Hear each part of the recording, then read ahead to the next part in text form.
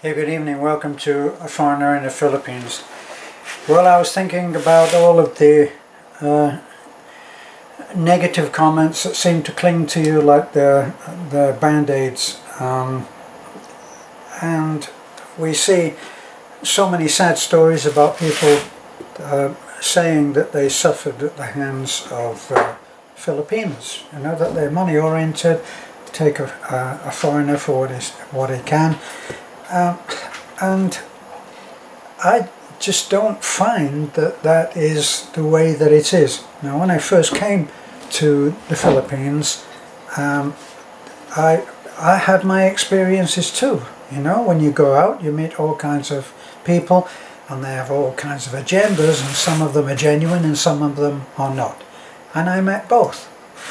Well, here in Bohol, it's not really a big city.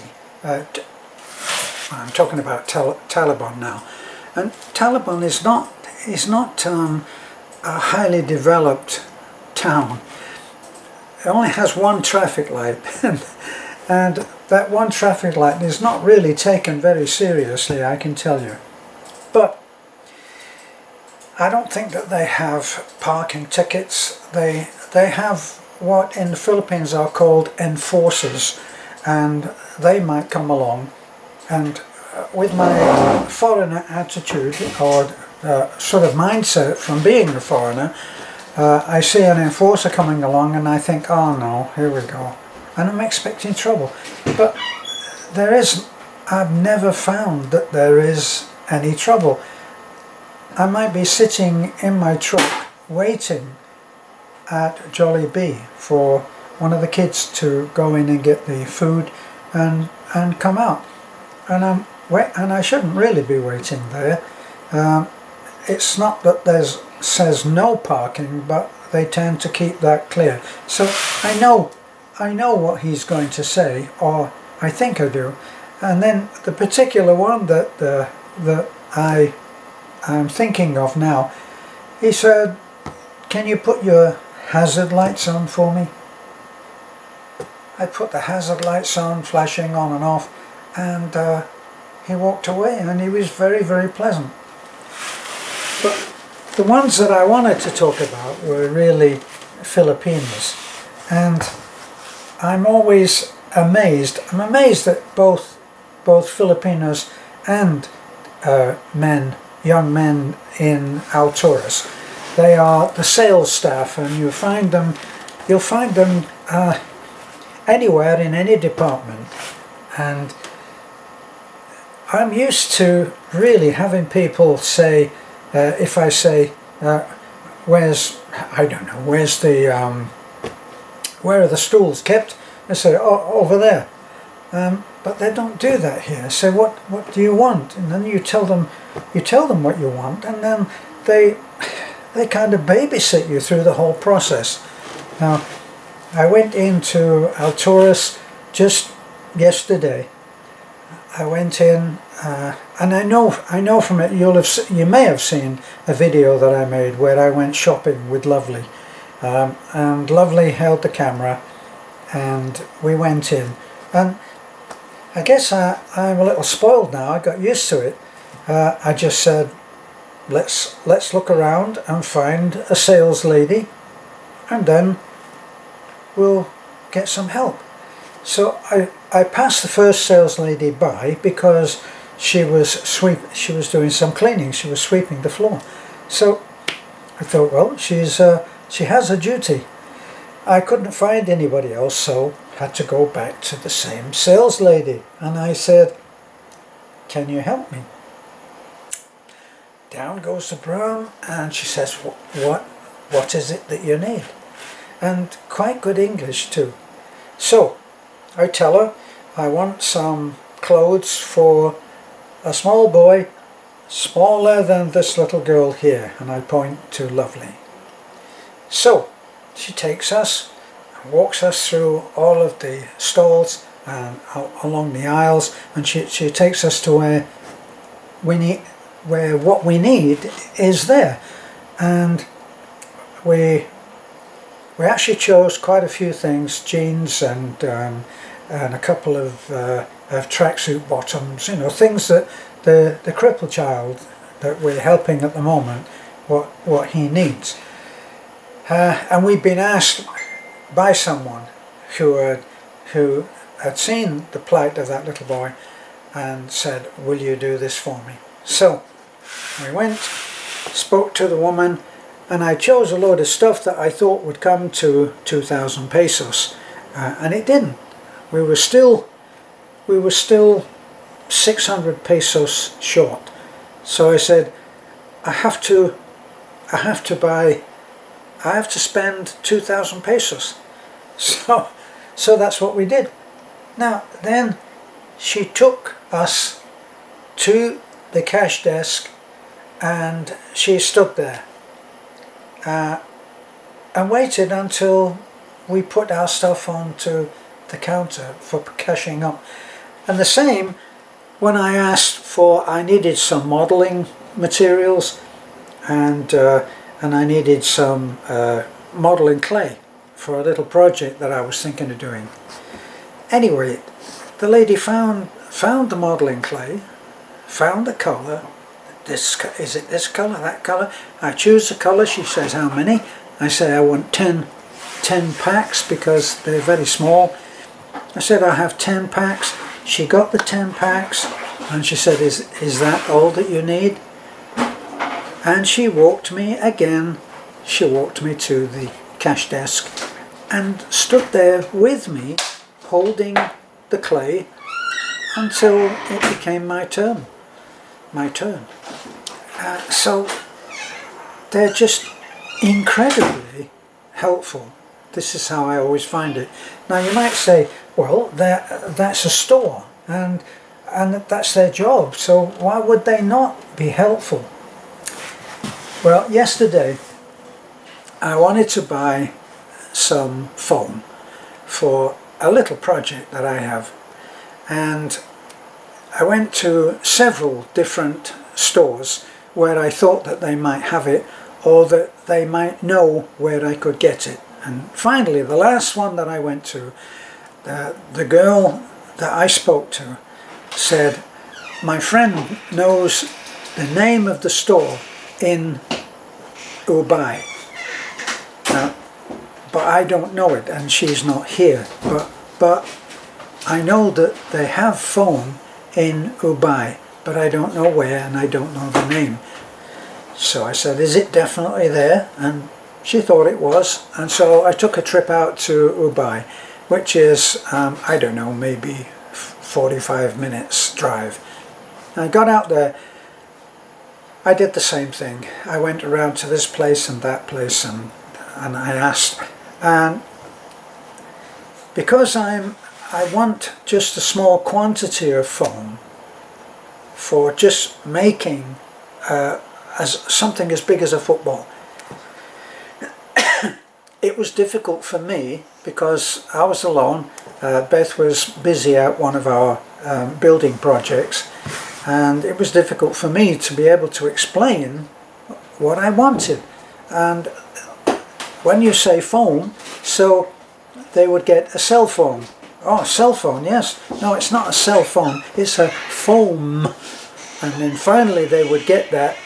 But then what do you want it for? Well, I want the kind of foam that you get in a bed. Ah, you want a mattress? No, I don't want a mattress. So anyway, I finally went and I stopped at this little, a tiny little booth that cooked food. You could get fries, you could get little snacks and things like this. This is in the market, okay? So the girl who's not suffering from a nosebleed, which is very often the problem when you go around and try to get served in the Philippines, or in the province anyway, and because they're not confident about their English, even though they should be, they'll have what they call a nosebleed. Well, she came and she said, what can I help you? And I told her what I wanted, and she spoke to the woman in the next stall, which is just a few feet away, And finally she said, look, I'll come. And she got her bag and was preparing to walk out to take me to find the phone.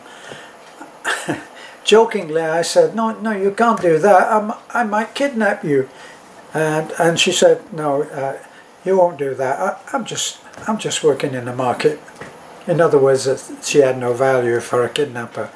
Well, that girl, patient as anything, and a complete stranger, to a complete stranger, and a foreigner at that, and she took me from place to place where she thought that they might have foam.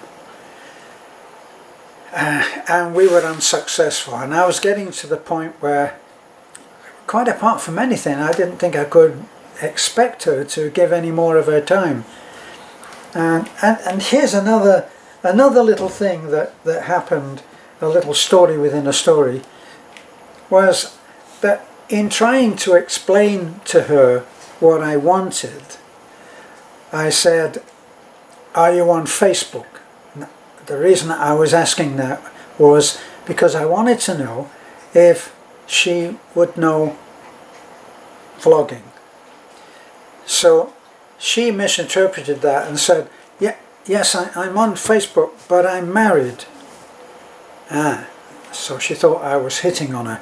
I said, no, that's not the reason that well, we finally sorted that out, because I eventually said, look, I'm a vlogger. That explained everything.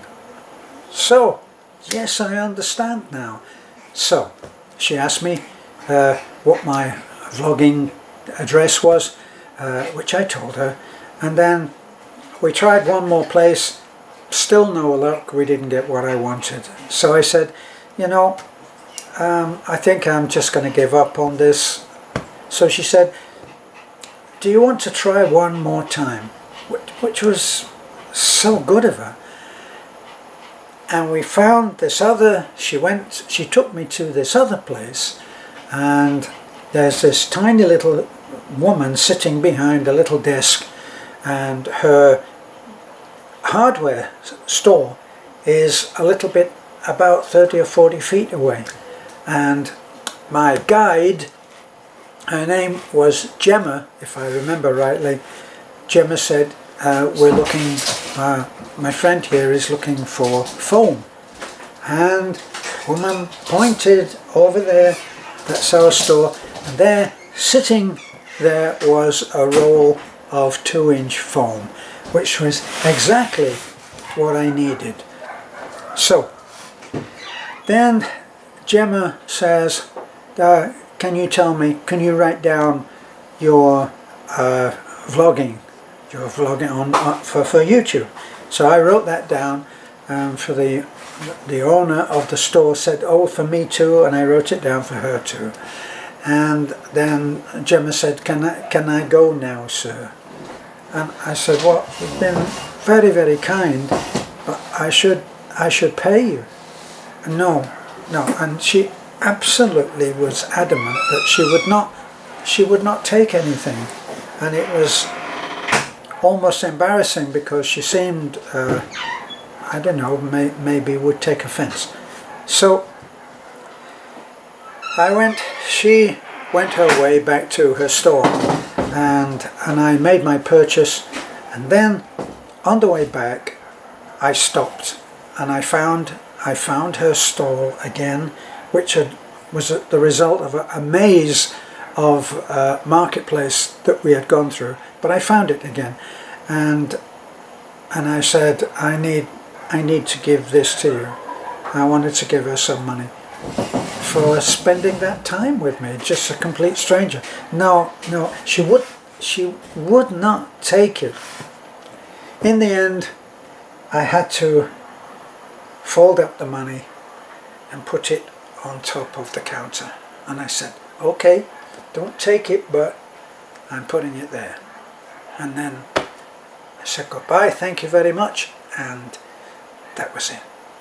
So kindness is something that you encounter all the time, as far as I'm concerned, in the Philippines. When I go out, I know that there's a name for it, but when you are paranoid, you think that everybody's against you, and there's a kind of a reverse paranoia where you are convinced that everybody is for you. And when I go out, go into Taliban, whether I'm going to the bank or whether I'm going to Jollibee or whether, I expect to be treated really nicely, and I'm never disappointed. I'd really have to try to think hard for someone who had not been really nice to me. And they don't know me from anybody else. And yet, they're automatically friendly. I remember that when Beth and I went to Hong Kong, our experience in Hong Kong, we had a very nice time. But I noticed with the people, mainly Chinese, that they're not as open and willing as the Filipinos, who just seem to be on friendly terms as soon as they speak to you. They're smiling, and I found that the Hong Kong Chinese were a little colder. It's not a criticism, just an observation. And so I remember coming back, and when I talked on the blog, and I said, if you're planning on doing 2 places on your vacation, this is a few years ago, and you're thinking of Hong Kong and the Philippines, do Hong Kong first. Because if you do the Philippines first, when you get to Hong Kong, the difference in friendliness is great. So better do Hong Kong first, and then come and be overwhelmed by the generous way that any Filipino will talk to you and help you. And they will, and they'll try very hard. So I wanted to say that, and to say thank you to Gemma, especially that you took so much trouble to help me, and I did get exactly what I wanted, thanks to you. This is a foreigner in the Philippines. Bye for now.